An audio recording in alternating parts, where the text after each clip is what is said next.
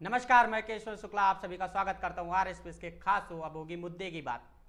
आज हम बात करेंगे कांग्रेस के गढ़ में पत्रकारों का दर्द।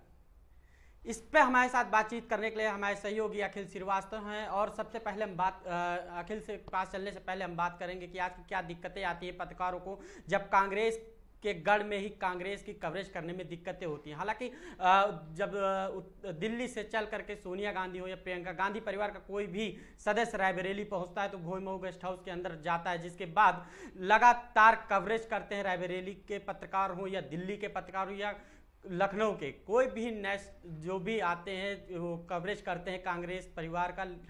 लेकिन जो दिक्कतें आती हैं इस कवरेज में, उस दर्द को हम अपने सहयोगी से जानेंगे कि आखिर जो समस्याओं को दिक्कतें होती हैं, क्या दिक्कतें अखिल क्या दिक्कतें आती जब कांग्रेस के क्या दिक्कतें समझ रहा हूँ कि कांग्रेस के गढ़ में आखिर पत्रकारों का जो हाल है वो किस प्रकार से बेहाल होता हुआ नजर आता है। लोग अपने घर में पर कोई को ये चीज नहीं पता है किसी को भी कि आखिर पत्रकारों का क्या दर्द होता है, क्योंकि अगर राहुल गांधी हो या अध्यक्षा सोनिया गांधी हो या प्रियंका गांधी हो महासचिव, अगर वो रायबरेली का उनका दौरा लगता है तो पत्रकार को अपना 24 घंटा घर छोड़कर भोए मऊ गेस्ट हाउस, जो भोए मऊ में गेस्ट हाउस बनाया गया है कांग्रेस का, उधर बाहर गेट पर खड़े रहना पड़ता है। और बाहर की जो सुविधाएं हैं वो तो जय जय श्री राम, क्योंकि ना उधर बैठने की सुविधा ना उधर खाने पीने की सुविधा, किसी भी सुविधा को लेकर कोई भी नेता हो संजीदा नजर नहीं आता है। लगातार वो चाहे स्थानीय नेता हो वो भी दरकिनार करते हुए नजर आते हैं मीडिया को, वहीं बात की जाए बड़े नेताओं की वो भी दरकिनार करते हुए नजर आते हैं। मतलब ये कहा जा सकता है कि जो जिम्मेदार है वो अपने आंखों में पट्टी बांध करके इस पूरी घटना को देखते रहते हैं और पत्रकारों के दर्द के विषय में नहीं जानने का प्रयास करते कि क्या दिक्कतें इनको भी होती हैं। वो चाहे धूप हो या छाँव हो या गर्मी बरसात, कोई चाहे जैसा भी मौसम हो, उन्हें रोड किनारे ही खड़े होना पड़ता है और वहीं से पूरी कवरेज दी जाती है।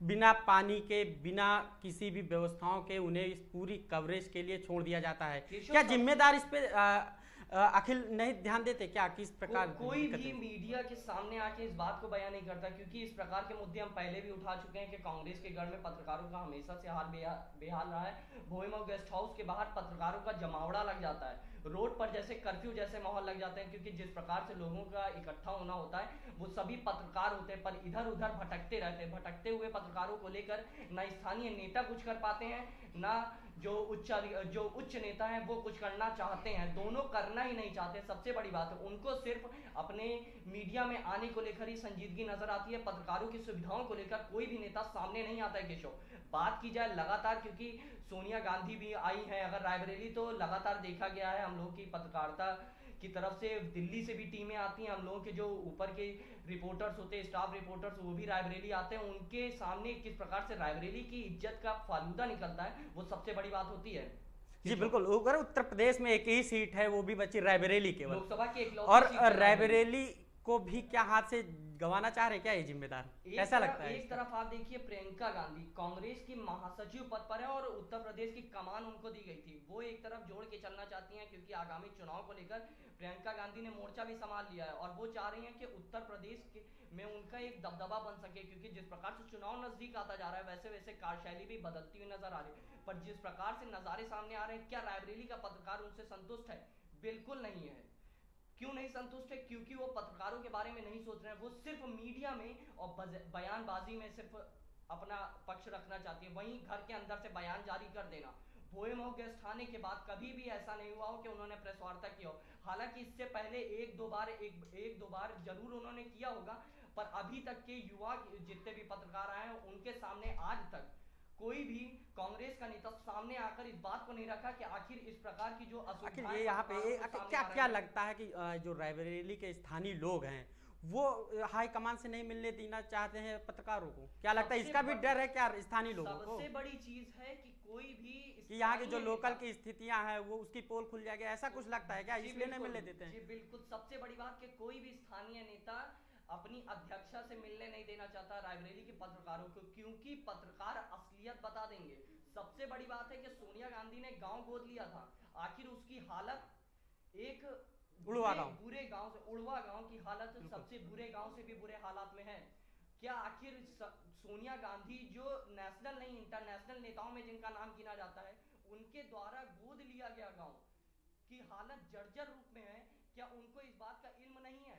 क्या स्थानीय नेता उन असलियत यही है कि स्थानीय नेता इस पर ध्यान ही नहीं देना चाहते, क्योंकि सोनिया गांधी अगर रायबरेली आती हैं वो सिर्फ भोईमाऊ गेस्ट हाउस में रुकती हैं। क्या कभी उड़वा गांव, उस गांव में जाकर उन्होंने देखा? पत्रकारों ने देखा।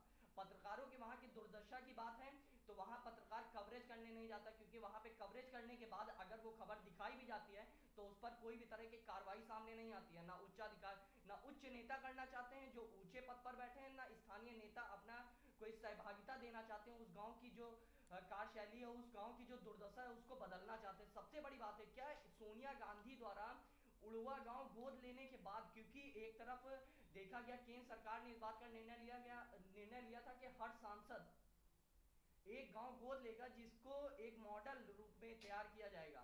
क्या रायबरेली का मॉडल उड़वा गांव है? स्थानीय नेता आके मुझे जवाब दें।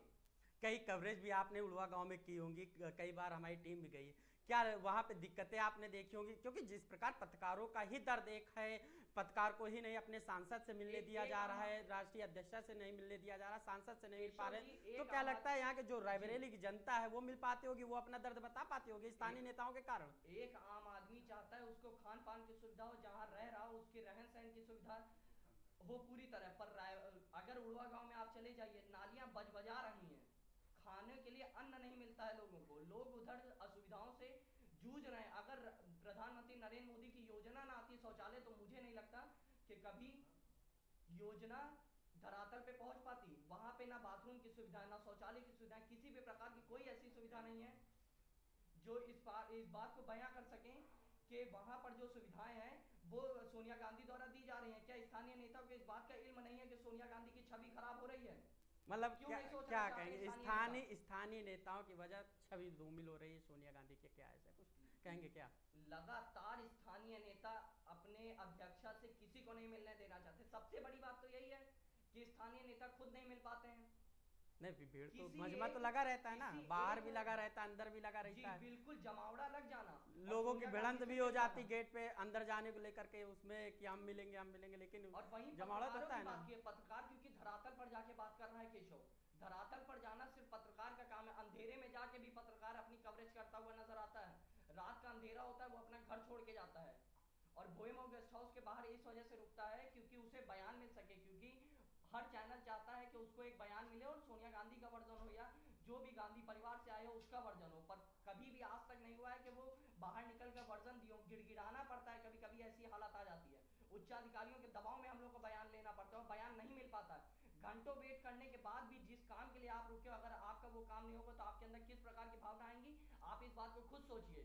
ये मेरा सवाल है रायबरेली की जनता से, वो खुद इस बात को सोचे कि आप किसी काम को लेकर घर से 24 घंटा बाहर रहें और आखिरकार वही काम ना हो पाए। अखिल तो जी अखिल जी, जैसे चुनाव नजदीक होते, ठंडी गर्मी बरसात सारे सीजन आते हैं और पत्रकार वहां पे सड़कों पे खड़ा होता है, खुले आसमान होता है, वहां पे कोई छत की भी व्यवस्था नहीं होती कि वहां पे पत्रकार बैठ सके।